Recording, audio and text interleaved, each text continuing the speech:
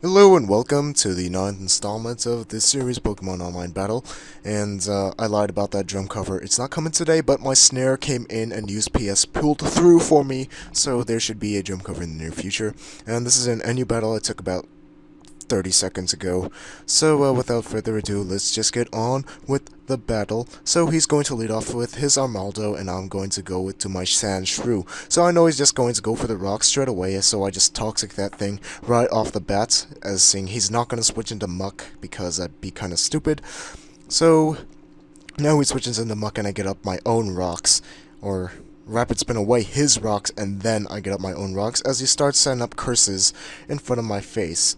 But he goes for the Poison Jab, and he sees that doesn't do much because Sandshrew is too much of a beast. So I switch into my Whirlipede because Whirlipede's pretty bulky as well as Sandshrew, and it sets up the good spikes.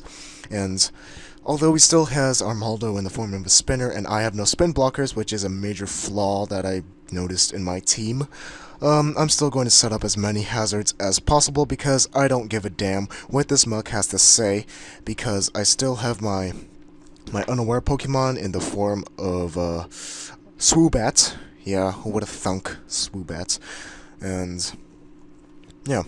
So right here I just go into my Swoobat to ignore all of its stat boost, but he just goes for another curse, and unaware is such a broken ability.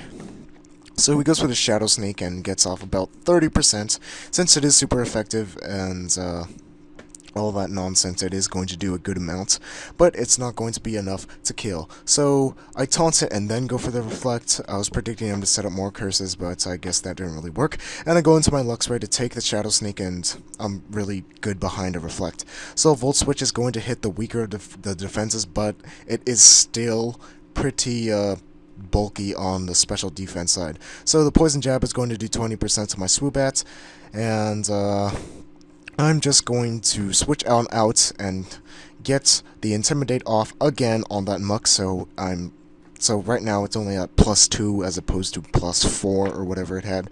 So right now Muck's attack is not looking very well because Intimidate is really good. So I'm just gonna Volt Switch out of there again, and just kind of this rinse and repeat thing that's going on. And instead Butterfree is going to come in, and I really just want to Sleep Powder, and Sleep Powder is so obvious right now, so he just switches out into Ozomoto to absorb the status, because I can't put something to sleep that's already toxic.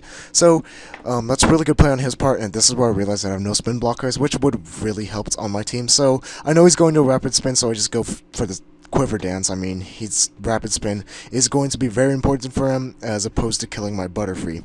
So I get a free Quiver Dance, and I can't really put anything to sleep, so I just finish it off with the Hidden Power Fire, or Hidden Power Grounds, that is, as he just sets up his second Stealth Rocks. So now his spinner is gone, and I'm free to just set up my hazards again, and Zebstrika comes in, and from past experience I know I could kill this thing, but apparently my past experiences are wrong, because it doesn't die. Because last time I had the Zebstrika come in, there was hazards on the field, and I did not take that into account. So that thing's probably choiced in some ways because it switches out, and I'm just able to get up my second thing of Stealth Rocks. And Waterfall's not going to do much. Alamomola is not very, what do you call, powerful as that is, and Sandra's going to take it well. So Whirlipede's going to come in and set up more spikes again, and during this game I'm just trying to get up as many hazards as possible. I don't care if he Rise Spins them, I'm going to get up my hazards if it's going to kill me. So he gets the Wish up, and I don't really care because the thing is toxic, and it kind of has a timestamp on it, an expiration date if you would. So I'm just pretty much free to set up as many spikes as I want, and Whirlipede, I don't really care if it dies, because all it does is set up spikes, perhaps Token Spikes. I don't really use Token Spikes, but whatever may have you. So Muck comes back in, takes a lot of damage from hazards, and I set up my third layer of spikes. So right now I have a layer of Stealth Rocks and 3 layers of spikes, so I'm pretty good to go because his spinner is gone. So Luxray is going to Intimidate that thing and cut it to like a -1, and Shadow Snake is not going to do any lots at all. So at this point I'm just going to go balls to the walls and just wild charge that thing to oblivion until my Luxray dies from recoil. But fortunately for me, it just goes for the curse, and its defenses go up, but I'm just going to die from recoil, and it's going to kill me, which is bad, I suppose. But it goes down, and from the last wild charge, and right now we have a double down. And the thing is, in the double downs, you have to go out to your Scarfer, but my Scarfer just died, so I can't really go into anything. Is that he sends his Zeb Secret to die from the hazards to kind of see what I'm going to send in, and I just go into my Kangaskhan because it has priority in the form of Fake Out.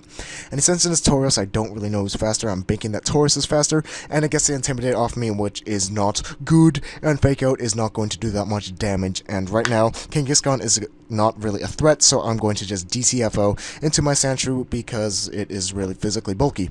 So as you can see, it takes the Earthquake beautifully, although it is unstabbed, it still does 2-hit KO, but whatever.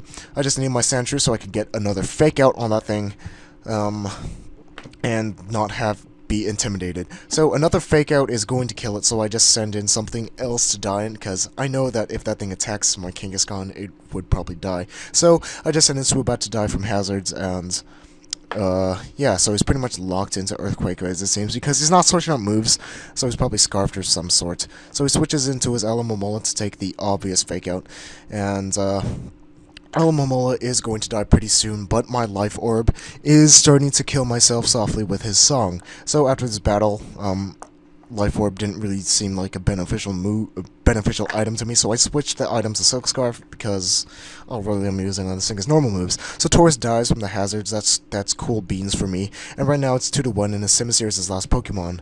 And right here is kind of a pivotal moment of the game that I could have won, but I was banking that Kangaskhan was faster. Stupid me. And Simisear just takes out my Willipede and my Kangaskhan. So thank you, Dinosaur Miguel, for that awesome battle, and it was pretty interesting considering how many hazards I had to set up on each side of the field, so, yeah, until next time, actually, no, before I go, I'd like to say that I'd like to go back to a regular uploading schedule of perhaps Saturday Wi-Fi battles, and then PO battles sprinkled throughout the week, or perhaps even every day, because I have my easy term, you don't care about my personal life, but, long story short, I have more time, so, I'll just be able to get more consistent uploads going on, probably starting next week. So we won't have these little scattering randomness of PO and Wi-Fi battles all over the place. So until next time, I'm going to go to sleep, and toodaloo.